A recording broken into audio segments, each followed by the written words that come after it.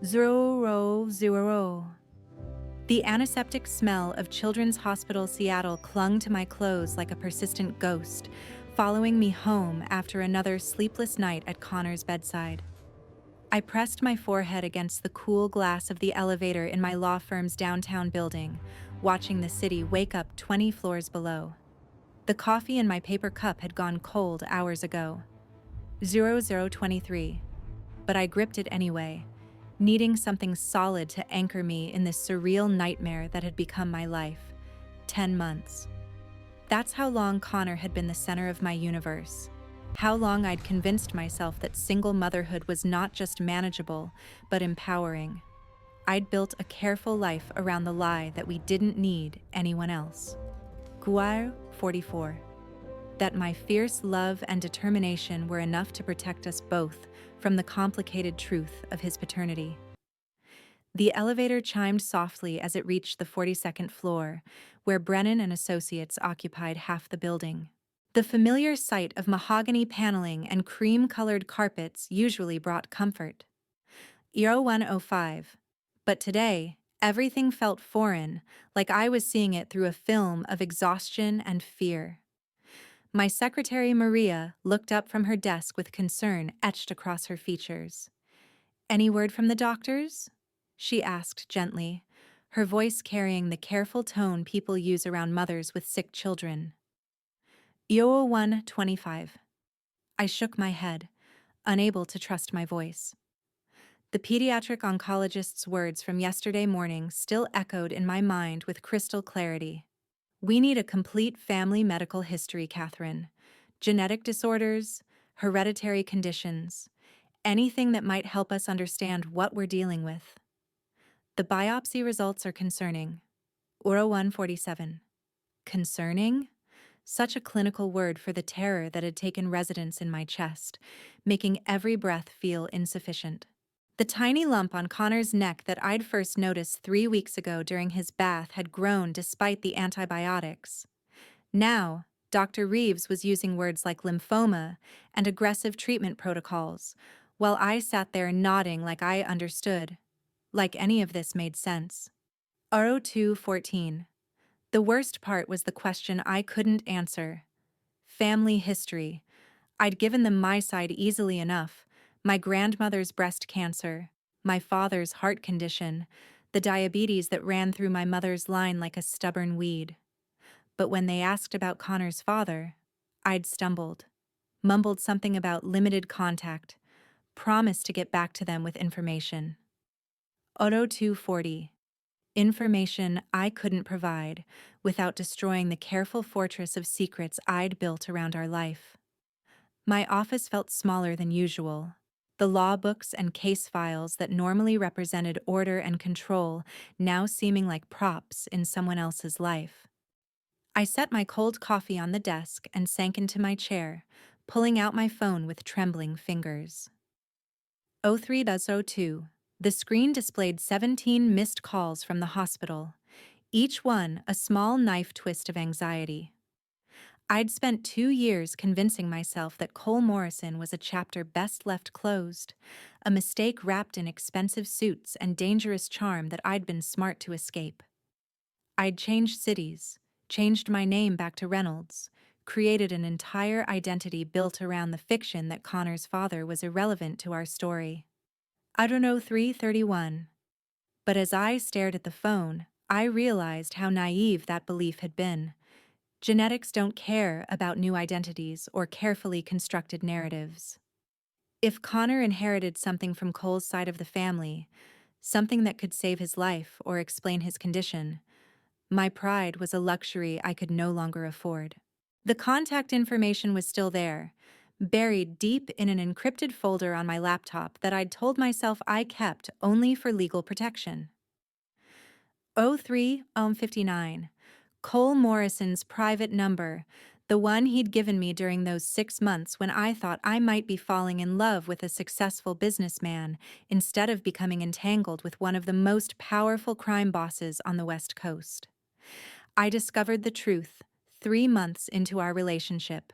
stumbled across documents in his home office that painted a picture so different from the man who brought me flowers and cooked dinner in his kitchen that I'd initially convinced myself it was some kind of mistake.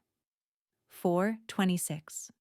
Money laundering, racketeering, connections to families whose names appeared in federal indictments.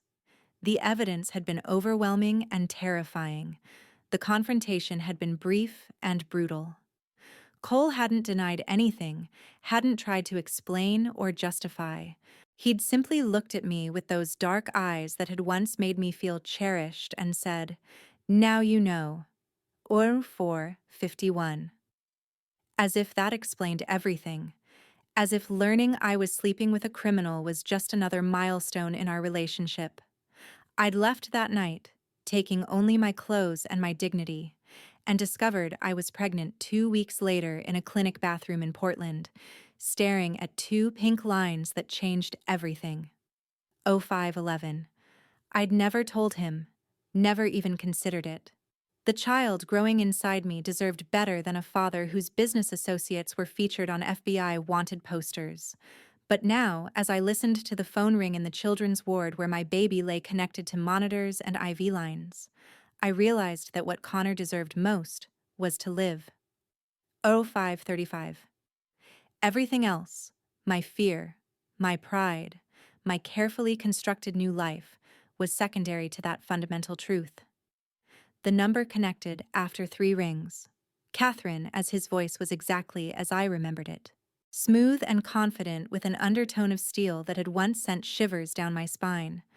Not a question, not surprise, just acknowledgement, as if he'd been expecting my call for 2 years. 0604. Cole. I gripped the phone tighter, my knuckles white against the black plastic. I need to talk to you. Where are you? The immediacy of the question caught me off guard. No pleasantries, no demands for explanation about my disappearance. Just practical assessment. As if he was already calculating distances and logistics. 0629. Seattle. But Cole, this isn't... I'm not calling because I want to see you. I need information. A pause. In the background, I could hear muffled voices, the sound of a door closing. What kind of information? I closed my eyes, the words burning my throat like acid. Medical information, clears throat, about your family. Genetic history. 0656. Another pause. Longer this time. When he spoke again, his voice had shifted. Become more focused. Are you sick? Not me. The words came out in a whisper. My son. The silence that followed stretched so long I wondered if the call had dropped. When Cole spoke again, his voice was carefully controlled. How old? 10 months. I could hear him calculating. 726. Could almost see him counting backwards in his mind to arrive at the conclusion that would change everything between us. I'll be there in 4 hours. Cole, no, that's not. I just need medical records, family history. I don't need you to come here. 4 hours. Catherine, text me the hospital address. The line went dead, leaving me staring at my phone in the sudden silence of my office. Osju 752. Outside, Seattle continued its morning routine, unaware that my carefully constructed world had just tilted on its axis. I'd made the call to save Connor's life, but I'd also set in motion something I wasn't prepared for. Cole Morrison didn't make offers. He made statements. And I'd just learned that some doors, once opened, could never be closed again. Yuri 8:17. My hands shook as I typed out the hospital address, each letter feeling like another step toward a future I couldn't control. But as I looked at the framed photo of Connor on my desk, his bright eyes and soft smile captured during one of his healthy moments, I knew I'd make the same choice again. Some risks were worth taking when the stakes were everything you loved. Schunder 840. The private elevator that whisked us to the 47th floor of the Morrison Tower moved with the silent efficiency of engineered perfection. I stood rigid against the polished steel wall, hyper aware of Cole's presence beside me, the subtle scent of his cologne, something expensive and masculine that hadn't changed in 2 years. Oro 9 He hadn't spoken since we'd left the hospital parking garage, where Connor lay sleeping under the watchful eye of nurses and machines that beeped with mechanical precision. The pediatric oncologist, Dr. Reeves, had been thorough in her explanation of what they needed. Complete family medical history going back 3 generations. Tarot 0920. Any incident of childhood cancers, genetic disorders, autoimmune conditions, information that could mean the difference between an aggressive treatment protocol that might save Connor's life or a gentler approach that could allow the disease to progress beyond treatment. Hodgkin's lymphoma in children has an excellent prognosis when caught early. She'd explained, her voice carrying the practiced calm of someone who delivered devastating news with hope. Chiun 0945. But we need to understand what we're dealing with. Genetic predisposition can help us tailor the treatment more effectively. Cole had listened to every word with the focused intensity I remembered, asking precise questions about staging, treatment timelines, survival rates. He'd spoken to Connor's medical team with the authority of someone accustomed to gathering information and making strategic decisions. 10:09, when Dr. Reeves mentioned the need for genetic counseling and the possibility of bone marrow compatibility testing, Cole had simply nodded and said whatever he needs. The elevator doors opened into a reception area that screamed understated power. Marble floors, floor-to-ceiling windows overlooking Elliott Bay, and abstract art that probably cost more than most people's homes. 10:34. A woman in her 30s with perfectly styled blonde hair looked up from a mahogany desk. Her smile professional but warm. "Mr. Morrison," Clear's throat. "Mrs. Morrison," she said, rising gracefully. "Dr. Yamamoto is waiting for you in conference room A." "Mrs. Morrison," Clear's throat. I didn't correct her, though the name felt foreign on my tongue after 2 years of being Catherine Reynolds. 11:03. Cole's hand settled on the small of my back, a gesture of possession and protection that I was too emotionally drained to resist. Dr. Yamamoto turned out to be a soft-spoken man in his 50s, with kind eyes behind wire-rimmed glasses and an impressive collection of diplomas on his office wall. 11:22. He welcomed us into a conference room dominated by a polished table and windows that offered a panoramic view of the city I'd once called home. Mr. Morrison explained the situation, Dr. Yamamoto said, settling behind a laptop computer. "I have the Morrison family medical records going back 4 generations, including detailed genetic testing that was done on several family members 5 years ago as part of a research study on hereditary cancer markers." 11:50. I felt Cole's eyes on me, but I kept my gaze fixed on the doctor. This was about Connor, I reminded myself. My feelings about Cole's family's thoroughness in documenting their genetic history were irrelevant compared to my son's life. "The good news," Dr. Yamamoto continued, "is that there's no significant history of childhood lymphas in the Morrison line." 12:16. However, there are some factors that Dr. Reeves should be aware of. He turned his laptop screen toward us, displaying what looked like a complex family tree marked with various medical annotations. Cole's paternal grandfather had early-onset leukemia that responded exceptionally well to treatment. His maternal uncle survived a rare form of bone cancer as a teenager, 1238. Both cases suggest a genetic profile that's actually resistant to certain types of blood cancers, not predisposed to them. The relief that flooded through me was so intense I felt dizzy. I gripped the edge of the conference table, my knuckles white against the dark wood. What does that mean for Connor? It means, Dr. 13 Yeung. Yamamoto said gently that his genetic profile likely includes some natural resistance factors. The treatment protocol Dr. Reeves develops can be more aggressive because his body should handle it better. It improves his prognosis significantly. I closed my eyes, feeling tears of relief spill down my cheeks. 2 years of pride and independence seemed insignificant compared to this moment. 1323. This information that could save my son's life. When I opened my eyes, Cole was watching me with an expression I couldn't quite read. "There's something else," Dr. Yamamoto said, his tone shifting slightly. "The genetic markers that provide this resistance are typically passed from father to child."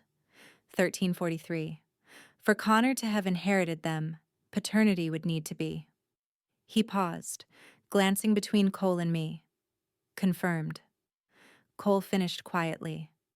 "Dr. Yamamoto, I'll need you to coordinate with Children's Hospital for paternity testing and bone marrow compatibility analysis, whatever Connor needs." The ride down to the parking garage was silent, except for the soft hum of the elevator. 1408.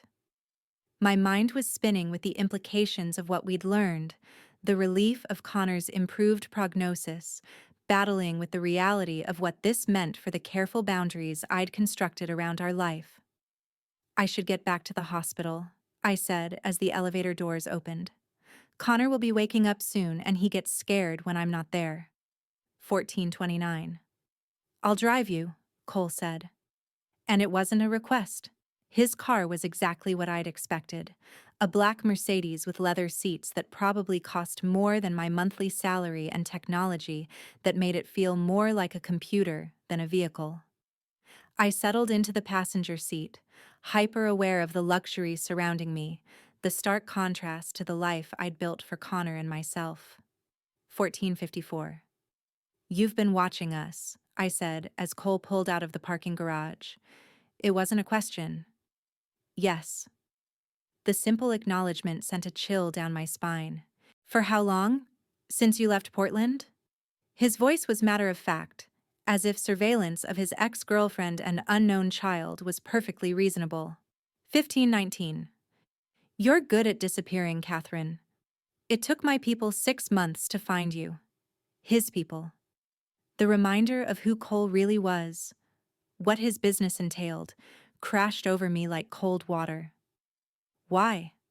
Why didn't you contact me?" Cole was quiet for several blocks, navigating Seattle traffic with the easy confidence of someone who'd driven these streets before. 1546. "Because you left for a reason. I assumed if you'd wanted me to know about the pregnancy, you would have told me."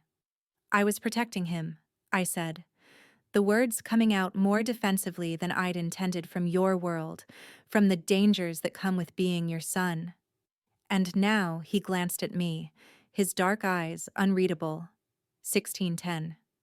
"Now that he needs medical care that requires genetic information, treatment that costs hundreds of thousands of dollars, now that you've opened this door, the question hung between us like a challenge." I stared out the window at the Seattle streets, watching ordinary people live ordinary lives, wondering if Connor and I would ever have that luxury again. 1631. "I called you for medical information." Clears throat. I said finally. "Nothing more." Cole's laugh was low and humorless.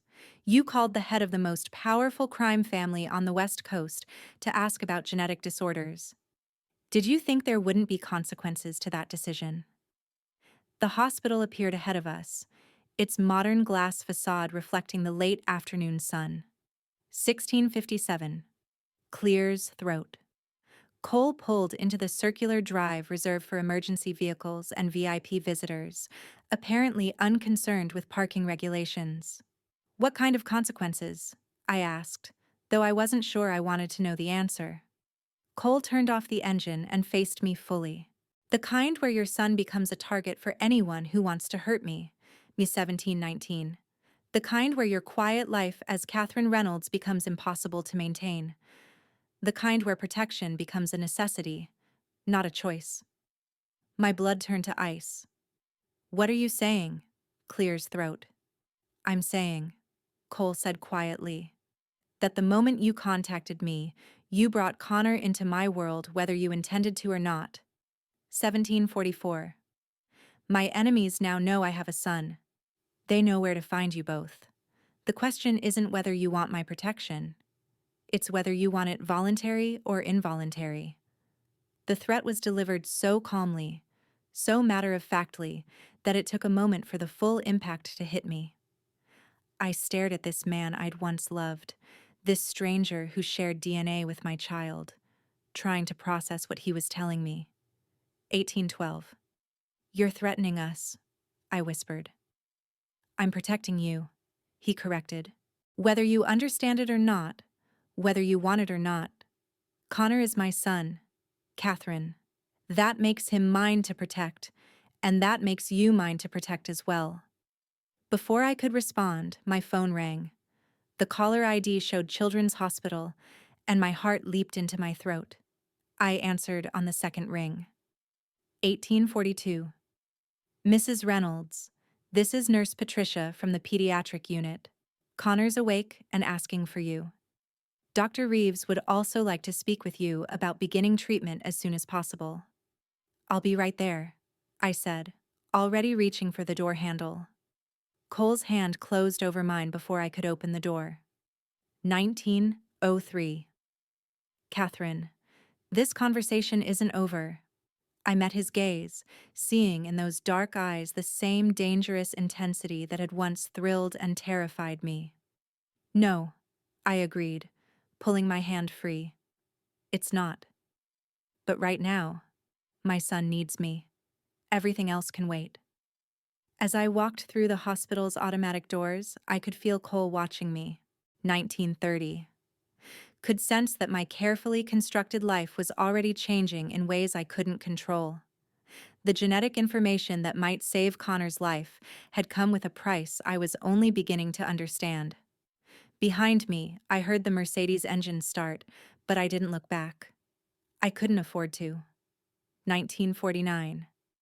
Not when Connor was waiting for me, not when his treatment couldn't wait for me to figure out how to navigate the dangerous waters Cole's return had created, but as the elevator carried me up to the pediatric floor. I couldn't shake the feeling that I'd just stepped into a trap of my own making, one where the only way out was through a man who'd already made it clear that walking away wasn't an option anymore. 2010. The pediatric oncology ward at 3 a.m. in the morning had a peculiar quality of suspended time. Fluorescent lights hummed overhead with mechanical persistence while most of the world slept, unaware that in rooms like Connor's, parents maintained vigils that redefined the meaning of forever. I sat in the uncomfortable hospital chair that had become my second home, watching my son's chest rise and fall with the steady rhythm of medicated sleep. 2038. The first round of chemotherapy had begun that morning. Dr. Reeves had explained the protocol with careful optimism. 4 cycles of treatment over 12 weeks, followed by radiation if necessary. Connor had taken the IV insertion better than I had, his 10-month-old curiosity more focused on the colorful tubes and machines than the gravity of what they represented. 2101. He's strong, the night nurse Janet had told me during her rounds. Some kids his age struggle more with the treatment, but he's holding steady. Good vitals, good response to the medications, good response. I clung to those words like a lifeline, even as I watched for signs of the side effects Dr. 2122 Reeves had warned me about: nausea, fatigue, increased susceptibility to infection. The genetic resistance factors from Cole's family history meant Connor could tolerate more aggressive treatment, but it was still chemotherapy. Still poison designed to kill cancer cells before they killed him.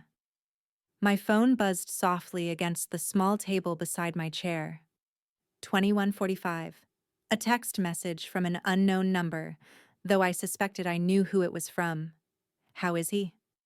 I stared at the screen for a long moment, my thumb hovering over the keyboard. 3 days had passed since Cole had dropped me at the hospital with his ultimatum about protection and consequences.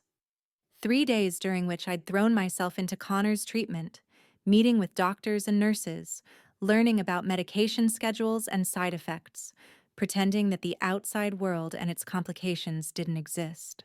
But at 22:19, 3 in the morning, in the hollow quiet of a children's hospital, pretending became impossible.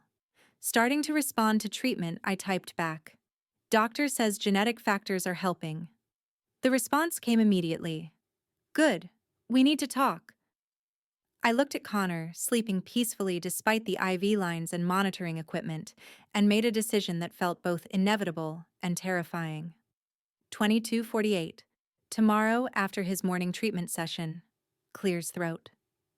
"I'll pick you up at noon." The conversation ended there, leaving me alone with my thoughts and the soft beeping of medical equipment. I'd spent 3 days avoiding the reality of what Cole's re-entry into our lives meant, but I couldn't avoid it forever. 23:08. The paternity test results had come back within 24 hours. Modern technology making genetic truth a matter of simple certainty rather than speculation. Connor Morrison, not Connor Reynolds. The name carried weight I wasn't prepared for. Implications that extended far beyond medical records and treatment protocols. 23:29. Janet appeared in the doorway, her footsteps silent on the polished floor. "How are you holding up, honey?" I managed a tired smile. "1 hour at a time." "That's all any of us can do," she said, checking Connor's monitors with practiced efficiency. "You know, in 30 years of pediatric nursing, I've learned that the kids who have family support always do better." 23:55. It's not just about medical care. It's about feeling secure, knowing they're loved and protected. Family support? The words echoed strangely in the quiet room. For 2 years, family had meant just Connor and me against the world. Now suddenly, family had expanded to include a man whose business associates appeared in federal indictments whose protection came with strings I couldn't yet see. 24:22. "Janet," I said quietly, "what would you do if keeping your child safe meant accepting help from someone dangerous?" The older woman paused in her charting, her expression thoughtful. "Honey, I've seen a lot of families in crisis over the years. Parents who've had to make impossible choices, who've swallowed their pride or their principles to give their children what they needed." She met my eyes directly. 24:50. The question isn't whether the help is dangerous. The question is whether refusing it is more dangerous. More dangerous.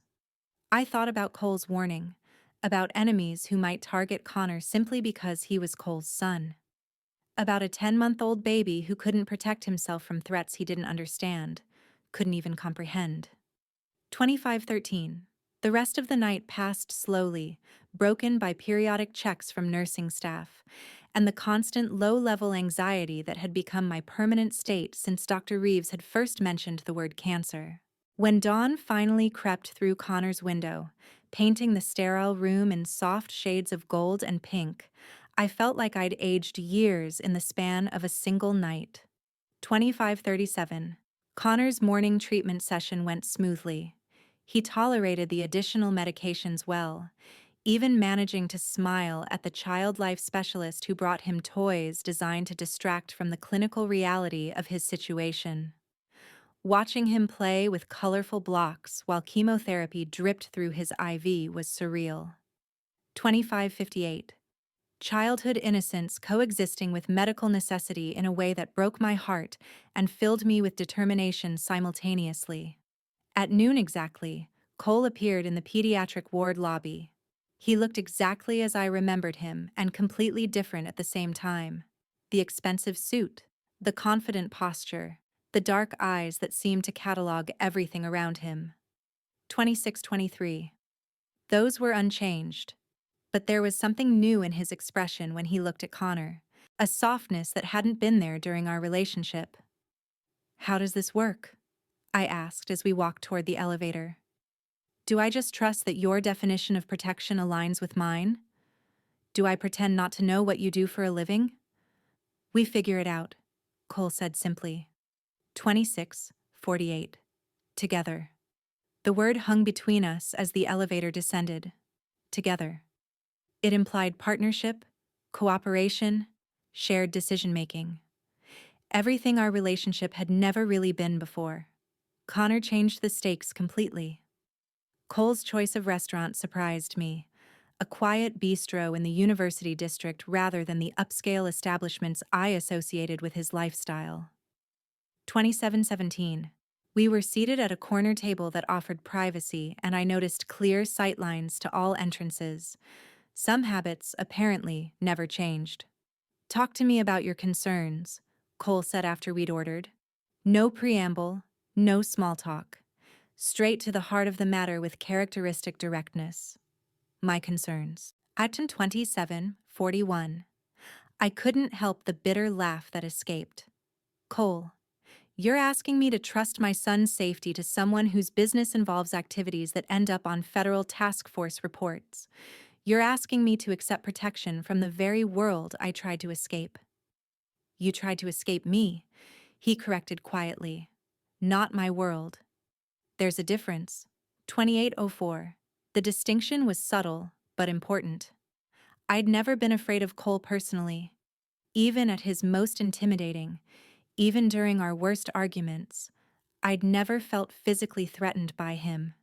It was the implications of his power, the web of violence and illegality that surrounded his business that had driven me away. Help me understand, I said. 2827. What does protection mean in practical terms? Do Connor and I disappear into some kind of witness protection scenario? Do we live under guard? Do I give up my career, my independence, everything I've built? Cole was quiet for a moment, his fingers drumming silently on the table's surface. It means, he said finally, that you and Connor are under my protection. 2854.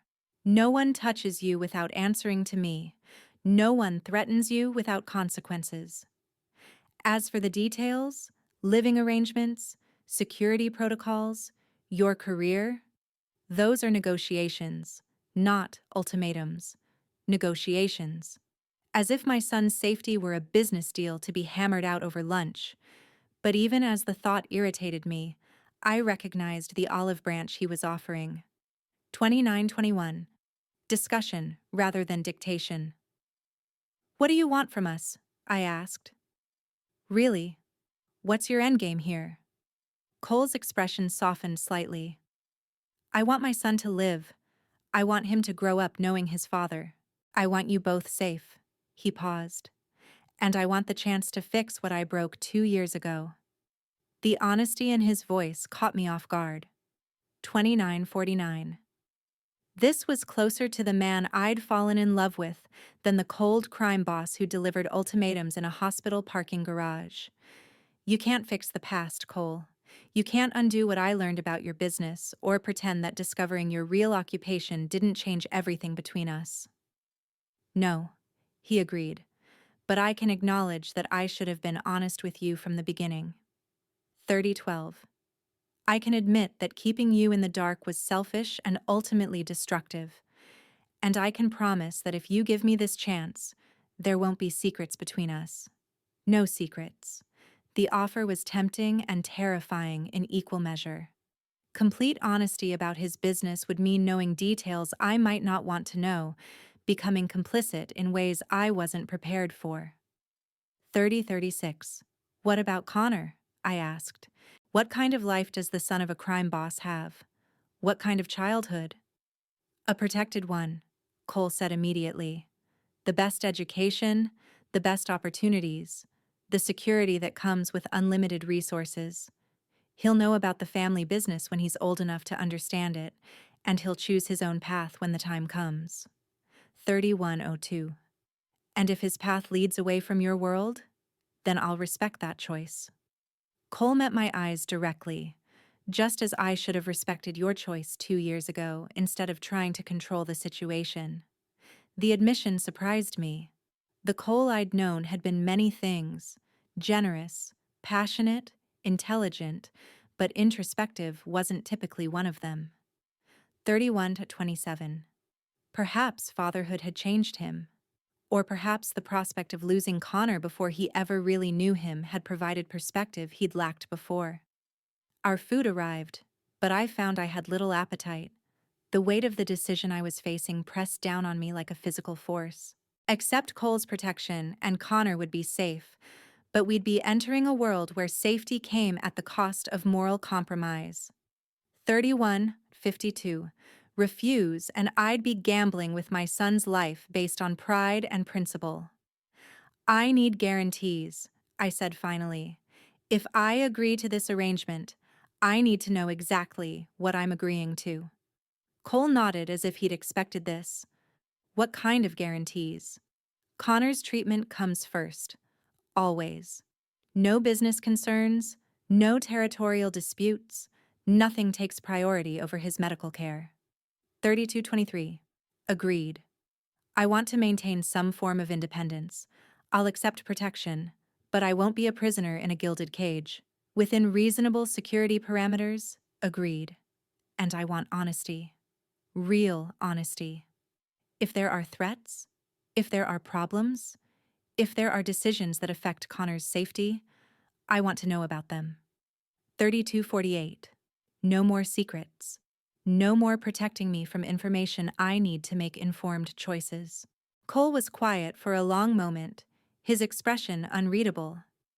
That's a dangerous precedent, Catherine. Clear's throat. Knowledge can be as dangerous as ignorance in my world. Then maybe, I said quietly, it's time for your world to change. 3311. The challenge hung between us, unspoken but clear. I wasn't just asking for protection.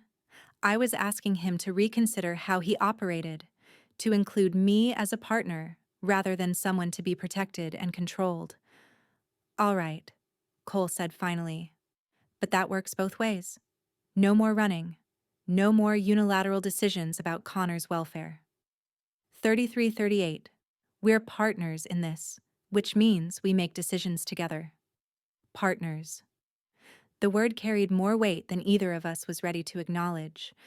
But as I looked across the table at the father of my child, I realized that partnership might be our only hope of navigating the impossible situation we found ourselves in. I have one more condition, I said. 3401. Cole raised an eyebrow. We start slow. I'm not moving into your house tomorrow. And Connor's not suddenly getting bodyguards. We figure out how to make this work gradually at a pace that doesn't traumatize a sick 10-month-old. A small smile played at the corners of Cole's mouth. Agreed.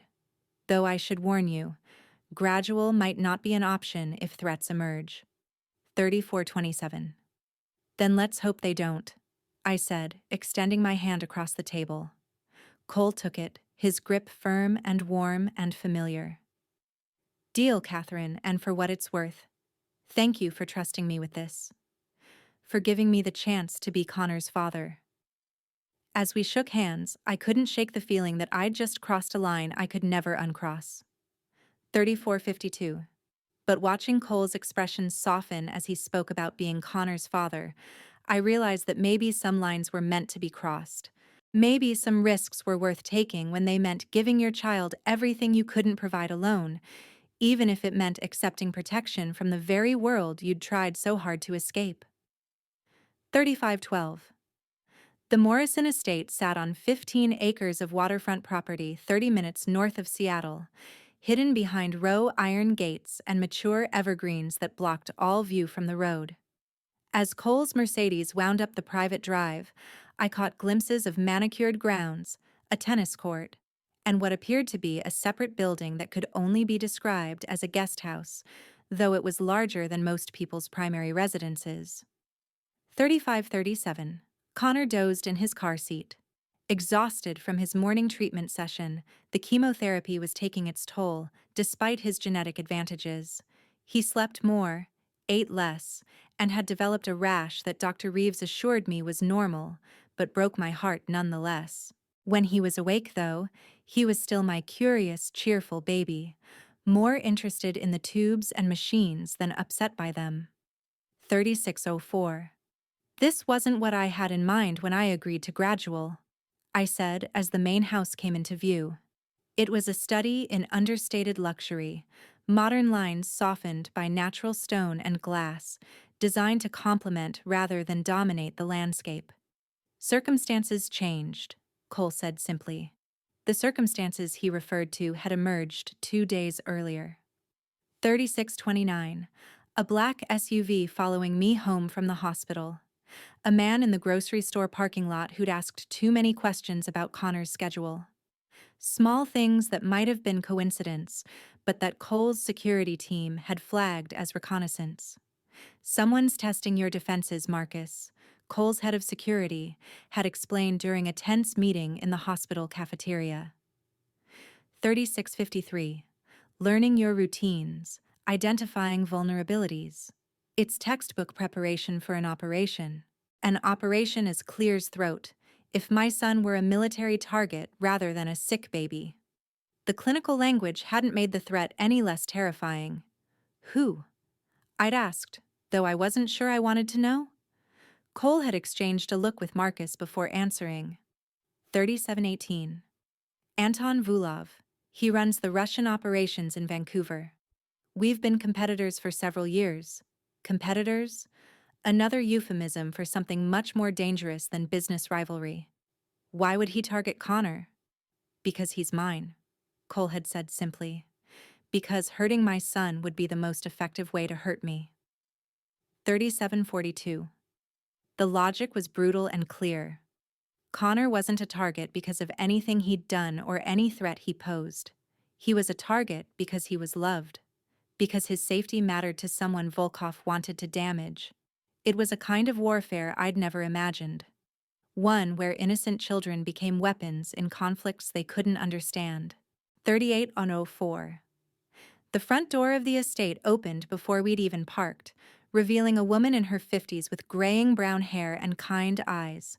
She wore jeans and a K-Black knit sweater, looking more like someone's favorite aunt than household staff for a crime boss. That's Elena, Cole said, noting my curious glance. She's been with the family for 20 years. 3826. She helped raise my sister's children.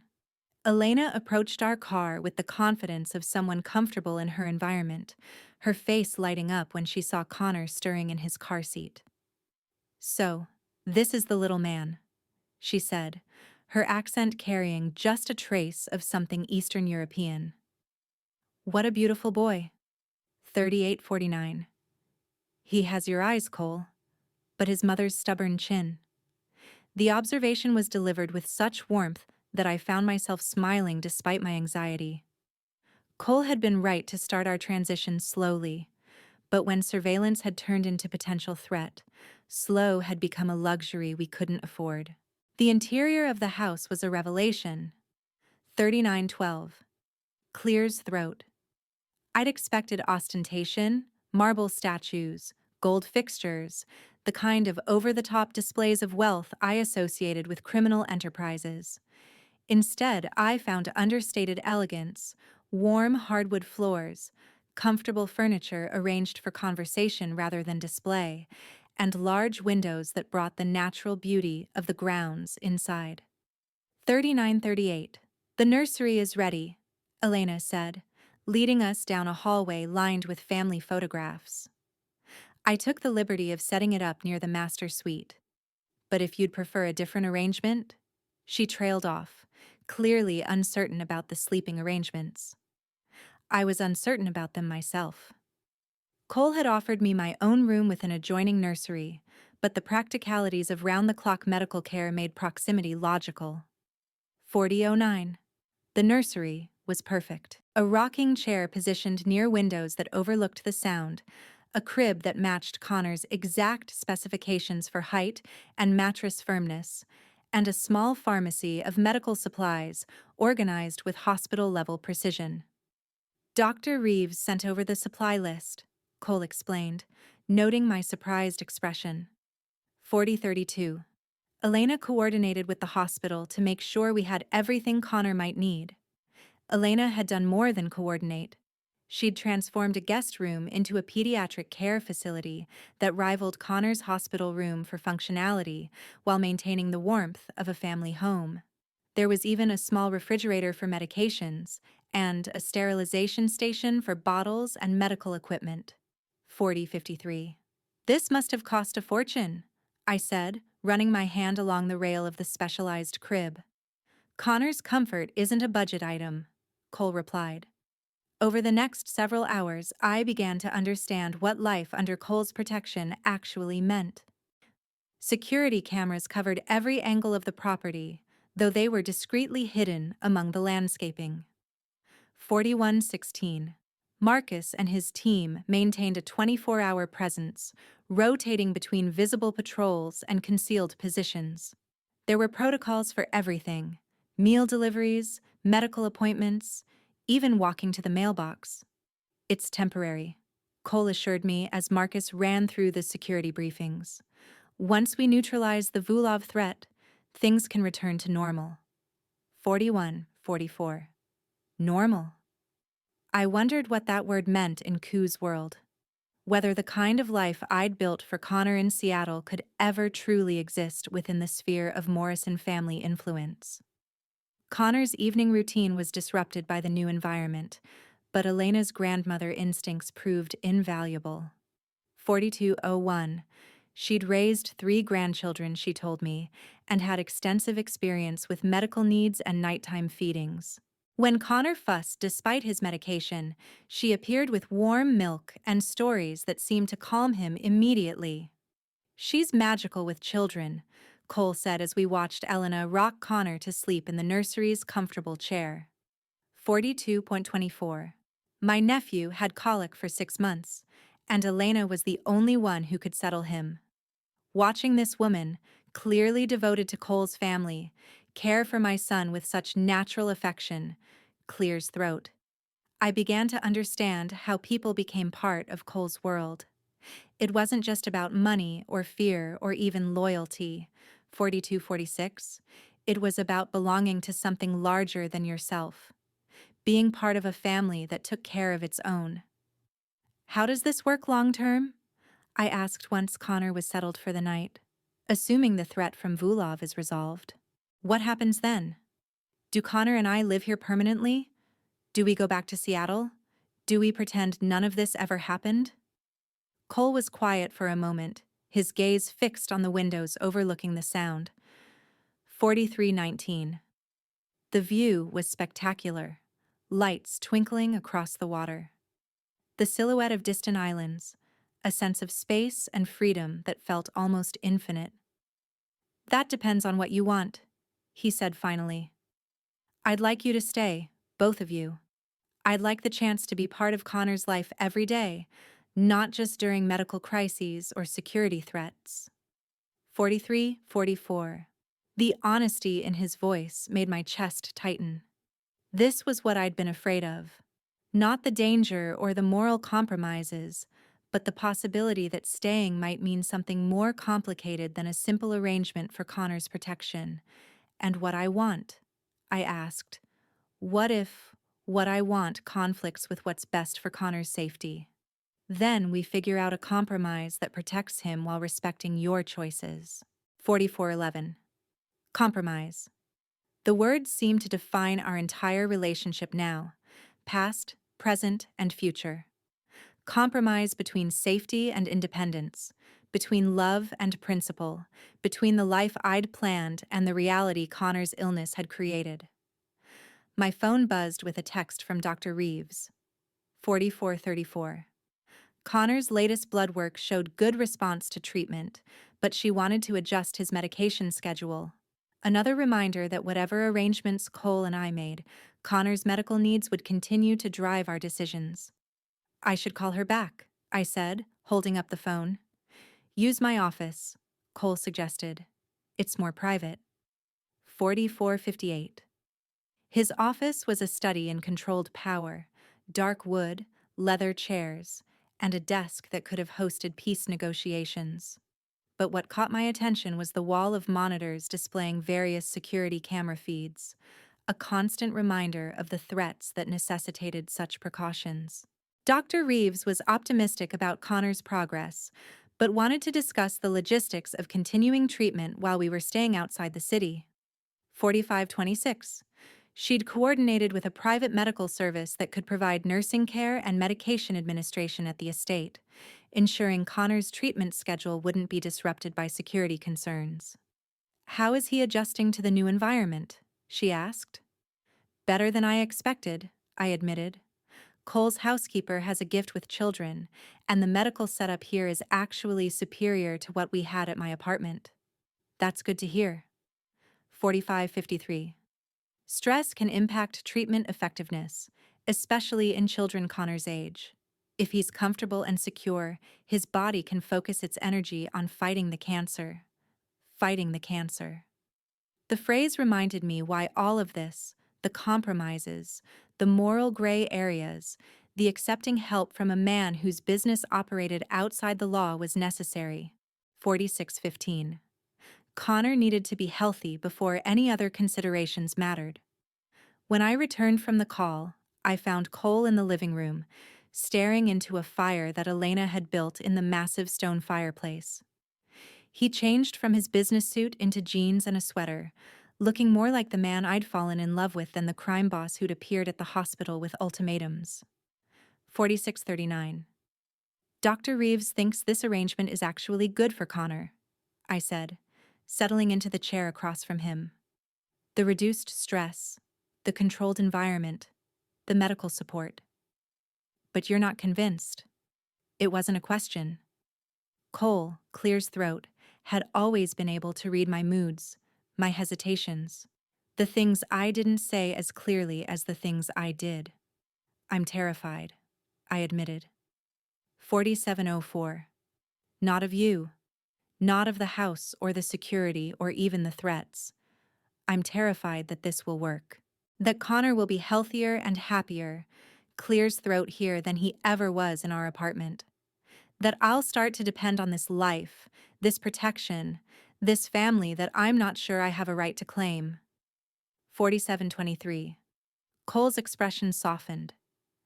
"Catherine, you're the mother of my child. You have more right to claim this family than anyone." "Do I?" I walked away. "Cole, I spent 2 years building a life that specifically excluded you. I don't get to come back when it's convenient and pretend those choices don't matter." "No," he agreed. 4747. "But you do get to make new choices, better choices, choices that put Connor's welfare first." Connor's welfare. It always came back to that. The fundamental truth that trumped pride and fear, and the complicated history between Cole and me. My son deserved every advantage, every protection, every opportunity his father's resources could provide. 4812. "What would you have done?" I asked quietly. "If I'd told you about Connor from the beginning, if I'd called you 2 years ago instead of disappearing." Cole was quiet for a long moment. "I would have tried to control everything," he said finally. "Your medical care, your living situation, your daily routine. I would have convinced myself it was protection when it was really just fear of losing something I cared about." 4842. "And now I know that control is an illusion. Connor got sick despite all the protection I could have provided. You built a good life for him despite having no resources. The only thing that matters is working together to give him what he needs. Working together. Partnership instead of protection. Collaboration instead of control." 4907. It was what I'd asked for during our negotiation, but hearing Cole acknowledge the necessity of it made it feel real in a way it hadn't before. "All right," I said, the decision crystallizing as I spoke. "We try this. Really try it. Not just until the Volkov threat is resolved, but as a genuine attempt to build something that works for all three of us." 4933. Cole's smile was small, but genuine. "What changed your mind?" I thought about Connor sleeping peacefully in his new nursery, about Elena's grandmother instincts, and Dr. Reeves's optimism about stress reduction, about the way Cole had looked when he'd spoken about wanting to be part of Connor's daily life, not just his crisis. 4954. "The realization that some risks are worth taking," I said. and that maybe the biggest risk isn't accepting your protection. It's letting pride prevent Connor from having everything he deserves. Outside, the wind picked up off the sound, rattling the windows with a sound like distant thunder. 50:15.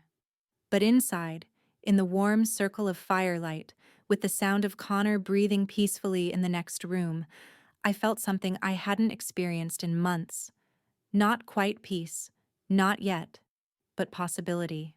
The chance that love might be stronger than fear, that family might triumph over principle, that sometimes the most dangerous choice was the one that offered the most hope. 50:39. The revelation came at 3:00 in the morning, delivered by Marcus in the form of photographs spread across Cole's kitchen table like playing cards in a deadly game. I stood in my robe, Connor asleep against my shoulder after a difficult night with medication-induced nausea, staring at surveillance images that redefined everything I thought I understood about our situation. 5101. These were taken 6 months ago, Marcus said, his voice carrying the grim satisfaction of a hunter who'd finally cornered his prey. Vancouver, outside Vulov's primary operations center. The photograph showed a man I didn't recognize, shaking hands with a man I unfortunately did. Mark Chen, my former colleague at the Seattle law firm where I'd worked before Connor's diagnosis forced me to take extended leave. More 51:28. Mark, who'd expressed such concern about my situation, who'd offered to help with legal paperwork for Connor's medical care, who'd asked seemingly innocent questions about our daily routines. He's been feeding Vulov information for months, Cole explained, his voice carrying a cold fury I'd never heard before. Your work schedule, Connor's medical appointments, the layout of your apartment building, everything Volkov needed to plan an operation. 51:56. I felt sick, and not just from the sleep deprivation and stress. Mark had been kind to me during Connor's illness, understanding about missed deadlines and emergency departures. He'd brought coffee during late-night research sessions and covered for me when I needed to leave for medical appointments. His concern had felt genuine, his friendship real. 52:16. How long have you known? I asked, shifting Connor to my other shoulder as he stirred fitfully. We suspected for 2 weeks, Marcus replied. Confirmed it yesterday when we intercepted communications between Chen and Volkov's lieutenant.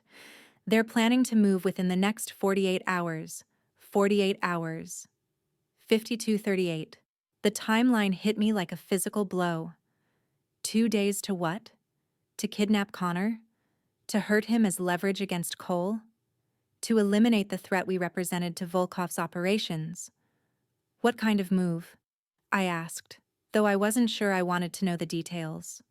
Cole and Marcus exchanged a look that communicated volumes. The kind that doesn't leave witnesses, Cole said finally. 53:05. The clinical language couldn't disguise the reality he was describing. Volkov wasn't planning a kidnapping or a negotiation. He was planning an execution, Connor's and mine, designed to deliver maximum psychological damage to Cole while eliminating any future complications. But Connor's just a baby, I whispered, the words inadequate to express the horror of targeting an innocent child. 53:30. In Vulov's world, that makes him more valuable as a target, not less, Marcus explained with brutal honesty. The death of a child is designed to break an enemy's will, to make them careless and emotional. I looked at Connor, sleeping peacefully despite the storm of adult violence swirling around him, and felt a rage so pure it surprised me. 53:55. This innocent child who'd done nothing but exist, who was fighting cancer with more courage than most adults could muster, had become a target simply because of who his father was. What do we do? I asked, the question encompassing both immediate tactics and long-term strategy. We end this, Cole said simply. Permanently. 54:19. The word carried implications I wasn't ready to examine. I'd known intellectually that Cole's business involved violence, but I'd managed to keep that knowledge abstract, theoretical. Now, faced with a direct threat to Connor, the reality of what ending this meant became unavoidable. How? I asked. Chen is meeting with Volkov's people tomorrow night to finalize the operational details, Marcus explained. 5447. We intercept that meeting, gather intelligence about their plan, and then eliminate the threat at its source. Eliminate the threat. More euphemisms for actions that would likely result in deaths.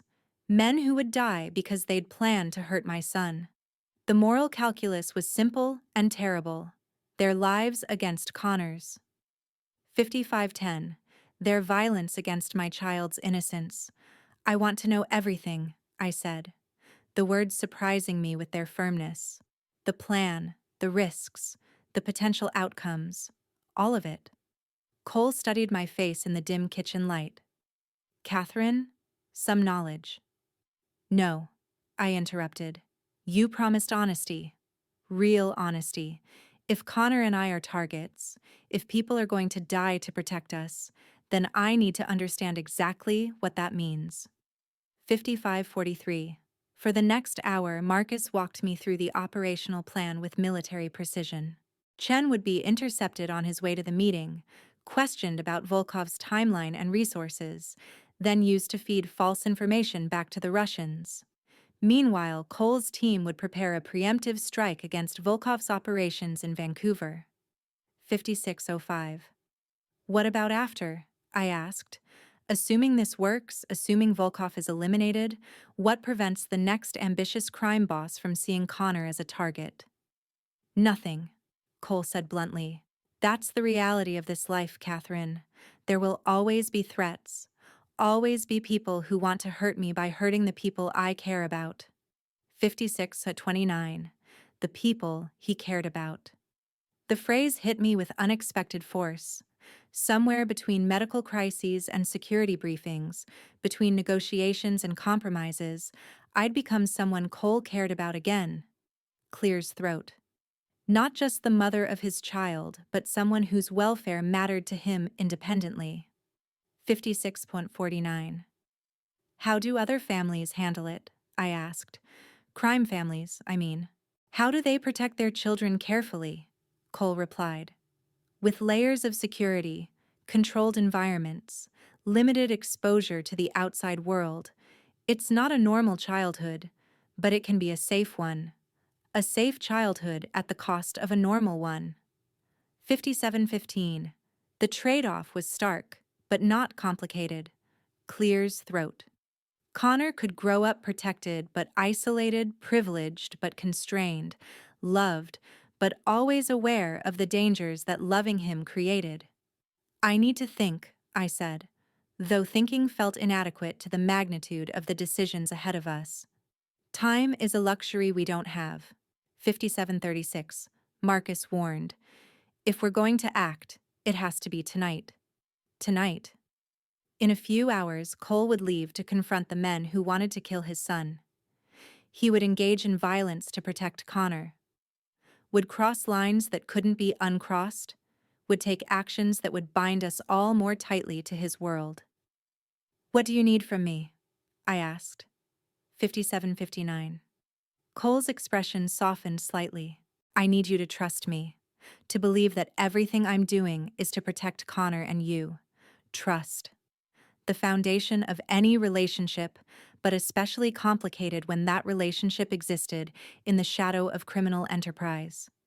Could I trust a man whose business involved activities that violated every principle I'd been raised with? Could I trust my own judgment when that man was also the only thing standing between my son and people who wanted to kill him?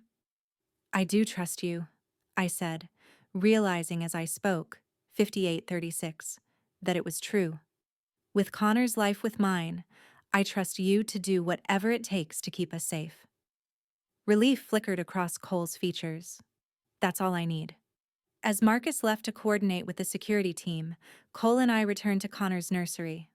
Our son slept peacefully in his specialized crib, blissfully unaware of the violence being planned in his name.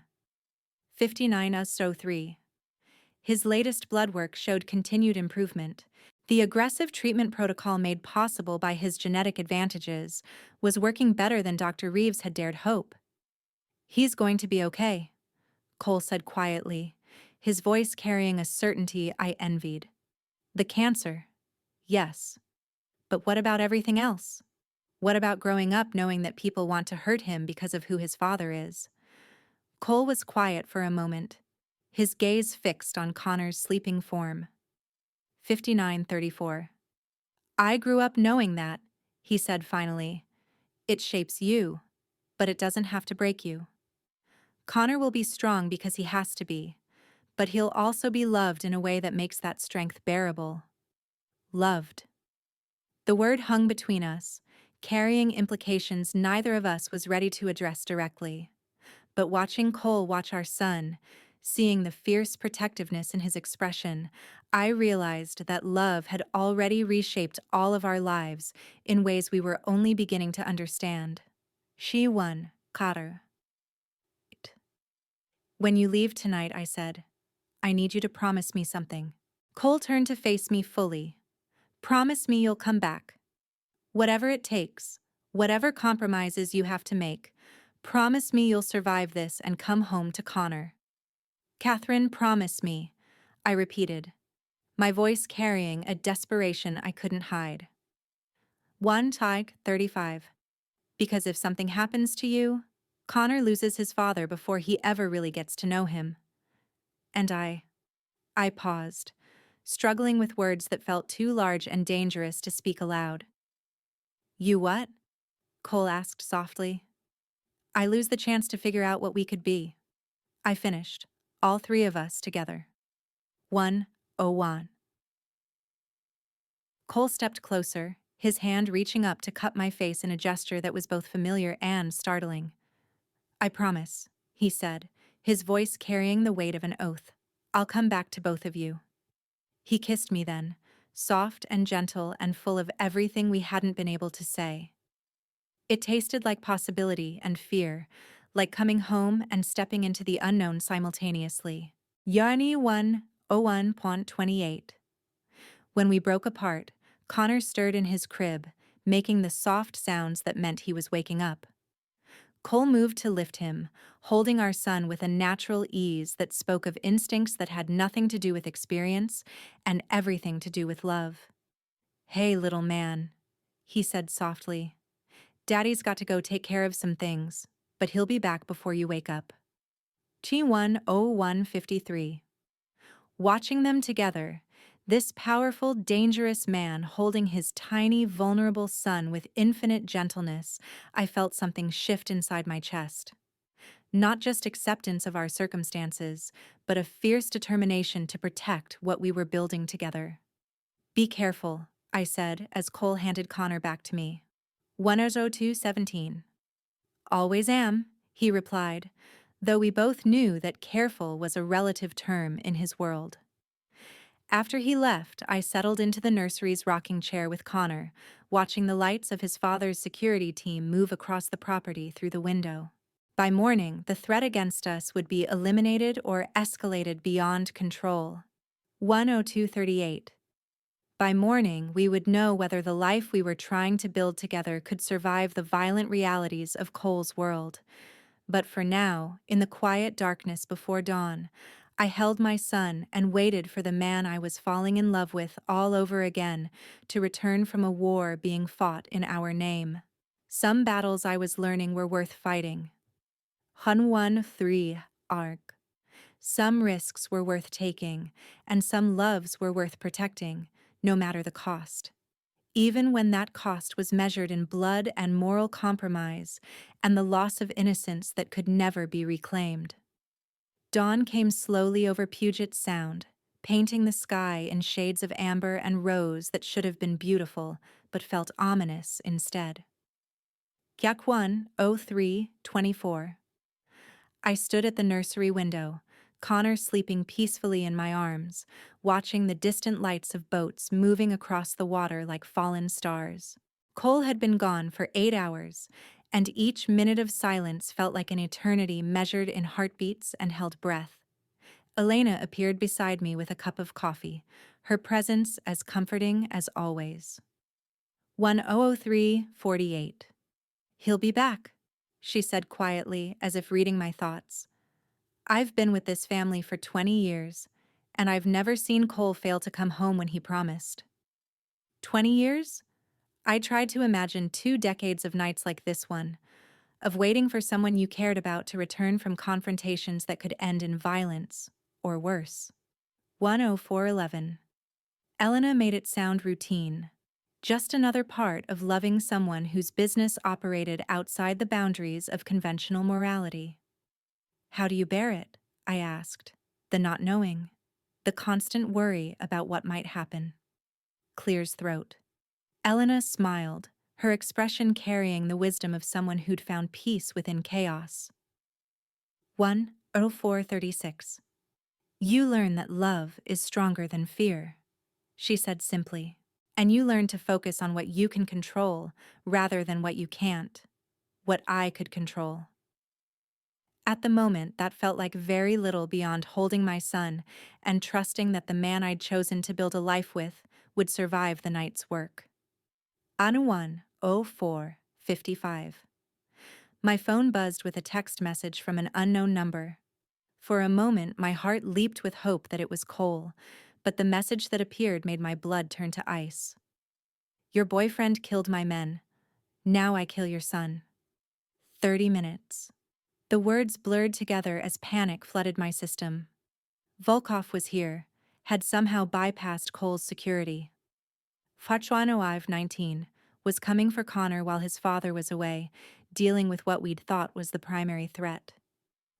Elena, I said, my voice surprisingly steady despite the terror coursing through me. We need to get Connor to the safe room now. Elena's grandmother instincts transformed instantly into the steel-sharp awareness of someone who'd lived through genuine danger. Mietor 1 R05:43. She moved toward the nursery's panic button while I gathered Connor's essential medications, my hands shaking as I tried to calculate how long we could survive in the reinforced room in the estate's basement.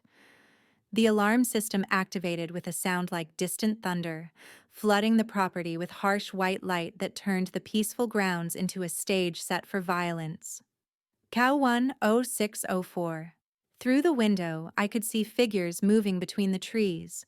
Too many figures moving with the coordinated precision of a military operation. Marcus burst through the nursery door, his expression grim but focused. Safe room now, he commanded. Vulov's brought at least a dozen men. We can hold them for maybe 20 minutes. 106:27. 20 minutes. Either Cole would return in time or Connor and I would die in the basement of the house that was supposed to protect us. The mathematics of survival were brutal and simple. The safe room was a marvel of engineering paranoia, reinforced steel walls, independent air supply, communications equipment that could reach law enforcement or CO's team anywhere in the world. 106:52. But as the heavy door sealed us inside, cutting off the sound of gunfire that had begun echoing across the property, it felt less like protection than like a tomb. Connor stirred in my arms, his fever from the latest chemotherapy making him restless and uncomfortable. Even in the midst of our crisis, his medical needs continued with relentless urgency. 107:16. I gave him water through a syringe, checked his temperature, administered the medications that kept his small body fighting against the cancer that had started all of this. Mama, he said, one of the few words he'd learned, his voice small and trusting in the artificial twilight of our refuge. I'm here, baby, I whispered, rocking him gently despite the adrenaline making my entire body shake. Daddy's coming. 107:42. He promised he'd come back. Elena monitored the communications equipment, her expression growing more concerned as reports came in from Marcus and his team. Volkov's men were well-armed and well-trained, attacking with the kind of precision that suggested military experience. The estate's defenses were holding but barely. Where is Cole? I asked, though I wasn't sure I wanted to know the answer. 108:10. His team is en route. Elena replied. 20 minutes out. 20 minutes that we might not have. Through the safe room's monitors, I could see muzzle flashes in the darkness, could see figures moving closer to the main house with each passing minute. Marcus and his men were outnumbered and outgunned, fighting a delaying action that couldn't last forever. Co 1, 8:33. Connor's breathing became labored, a side effect of stress combined with his medication regimen. I held him closer, whispering nonsense words of comfort while my mind raced through scenarios that all ended in variations of disaster. Elena, I said quietly, if something happens to me, if Vulov's men get through, I need you to promise me something. Chiwan 09 Harsawagis. The older woman's expression hardened. Nothing is going to happen to you. Promise me, I insisted. Promise me you'll make sure Connor gets the medical care he needs, that his treatment continues, that he grows up knowing his father loved him enough to die protecting him. Elena's eyes filled with tears, but her voice remained steady. I promise. 10925. But Catherine, you're going to tell him that yourself. Both of you are going to survive this. The lights in the safe room flickered as an explosion somewhere above us shook the entire structure. Connor began to cry, his distress triggering my own maternal panic. I bounced him gently, singing a lullaby my mother had sung to me, trying to create a pocket of peace within the storm of violence raging overhead. Hakuan 0948. Through the communication system, Marcus's voice crackled with urgency. They've breached the main house. Estimate 5 minutes to the safe room location. 5 minutes. The countdown to disaster had become specific, immediate. I looked at Connor, at this innocent child who'd become a target through no fault of his own, and felt a rage so pure, it burned away the fear. 110:13. How do I open this door? I asked Elena. Catherine, no. Clears throat. You can't. They want Connor because he's mine, I said, my voice carrying a conviction that surprised me. If I'm not here, if they can't use him as leverage against Cole, then he's just a sick baby who poses no threat to anyone. The logic was flawed and desperate, but it was the only plan I could think of that might save my son's life. 1.1040. If I could draw Volkov's attention away from the safe room, if I could make myself the primary target, then Connor might survive long enough for Cole to arrive. Elena, take him, I said, placing Connor in her arms despite his protests. Keep him quiet. Keep him safe. When Cole comes, tell him I'm sorry I couldn't wait for him to save us. Chapter 1:11:03. I had just reached for the door control when the lights went out completely, plunging us into absolute darkness. Emergency lighting kicked in a moment later, bathing everything in hellish red that made Elena's face look like something from a nightmare. And then, through the communication system, I heard the most beautiful sound in the world. 1:11:24. Cole's voice, cold and deadly and very much alive. Marcus, report. I'm on the property with reinforcements. Reinforcements. Cole hadn't just survived his confrontation with Volkov's operation. He'd returned with enough firepower to turn the tide of the battle raging above us. 1:11:47. The sound of gunfire intensified, but now it was moving away from the house rather than toward it. Catherine, are you there? Cole's voice came through the safe room's intercom and I, Clear's throat, nearly wept with relief. We're here, I managed. Connor's okay. We're both okay. And stay put until I give the all clear. Volkov's men are falling back, but there might be stragglers. 1:12:11. The next 30 minutes passed in a blur of muffled explosions, distant gunfire, and the gradual silence that meant the immediate threat was over. When Cole finally appeared at the safe room door, his clothes torn and stained with what looked like blood, I didn't care about the violence he'd committed, or the men who died to protect us. 1:12:32. I only cared that he'd kept his promise to come home. Connor reached for his father immediately, as if recognizing the source of safety and protection, even at 10 months old. Cole gathered both of us into his arms, holding us with a desperation that spoke of how close we'd come to losing everything. "Is it over?" I asked against his shoulder. "Folks dead," Cole said simply. 11258. His lieutenant, his operation, his threat to this family, all eliminated. Eliminated. The euphemism couldn't disguise what he was telling me, but I found I didn't care about the moral implications.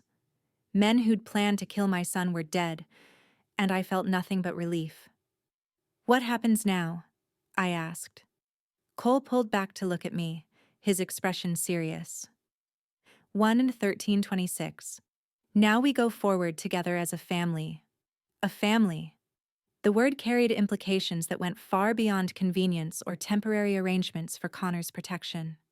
It meant accepting Cole's world completely, understanding that violence would always be a possibility, that our love would exist within the shadow of criminal enterprise. 1:13:49.